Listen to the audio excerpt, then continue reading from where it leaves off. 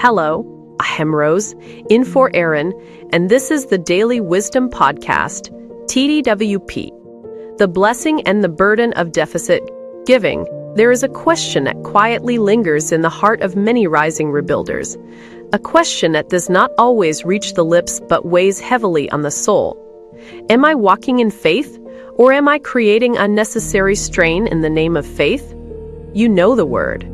You believe the promise that it is more blessed to give than to receive. You have trusted the declaration that when you give, it will come back to you in abundance. Deep within, you are convinced that no one can outgive God. Yet life has a way of testing that conviction. Resources tighten, responsibilities expand, and still the inner prompting says, give. This is where discernment becomes essential. Giving can flow from abundance, or it can emerge from emptiness. The first reflects overflow. The second reflects what we are calling deficit giving. This kind of is a delicate space. It carries both beauty and risk. Scripture affirms sacrificial giving through the example of the widow who gave her last offering. Her act revealed a depth of trust that surpassed outward measure. There are moments when the Spirit may indeed lead a person into such surrender, where obedience stretches beyond comfort and enters the realm of deep reliance on God. In those moments, giving becomes an act of worship that transcends logic. Yet what may be appropriate in a moment is not meant to become a lifestyle. The same word that honors sacrifice also teaches stewardship. God receives what is given according to what one has, not what one lacks. He does not require what he has not supplied. When giving consistently exceeds capacity, it introduces instability that Scripture never intended. The challenge, then, is not whether to give, but how to give with wisdom. Motives must be examined carefully.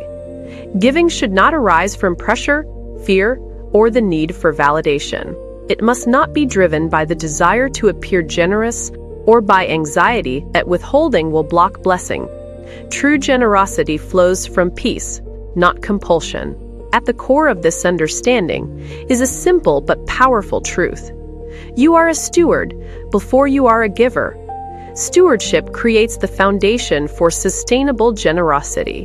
When life is properly aligned, giving becomes a steady stream rather than a source of strain. But what if that alignment has already been disrupted? What if the rising rebuilder recognizes that both giving and spending have exceeded healthy limits? Restoration begins with honesty. There is no place for shame here, only clarity. God's correction is not punitive, it is restorative. The first step is to interrupt the pattern of imbalance. Generosity does not need to stop, but it must be recalibrated. The shift is from impulsive action to intentional decision-making. Next comes the reordering of responsibilities. Scripture teaches that one must care for what has already been entrusted to them. When essential obligations are compromised, priorities must be realigned. This requires a clear assessment of income and outflow, followed by deliberate adjustments. Unnecessary expenses are reduced, excessive habits are corrected, and margin is reintroduced. Margin is not a sign of weak faith. It is evidence of disciplined wisdom. There is also a deeper internal work that must take place. The relationship with giving itself must be examined. In some cases, overextension is tied to identity rather than obedience. It can stem from a desire to feel valued or affirmed, yet worth is not established through sacrifice. It has already been secured through Christ. When that truth is embraced, giving begins to flow from wholeness rather than from need. This shift transforms everything. Generosity becomes consistent, measured, and purposeful. Decisions are guided by clarity rather than emotion. The individual moves from reacting to responding, from instability to strength, from depletion to direction. Faith does not require the creation of lack. It calls for trust in both giving and managing. While generosity opens pathways for provision, the outcome is not determined by excess, but by alignment. Returns may arrive from unexpected sources and in unexpected forms, yet they remain rooted in God's faithfulness. The goal is not to withdraw from giving, but to refine it. Structure replaces spontaneity where necessary. Intention replaces impulse.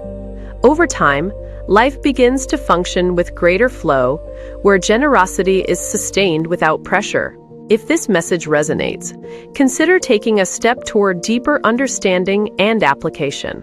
Visit mx3motivationalbooks.com for resources designed to strengthen stewardship, clarify purpose, and support lasting transformation. Engage with the material thoughtfully, apply it consistently, and extend its value to others who may benefit. We are not simply learning how to give, we are building lives capable of sustaining generosity with wisdom and strength. This is the Daily Wisdom Podcast. Every day, in every way, let us get a little bit better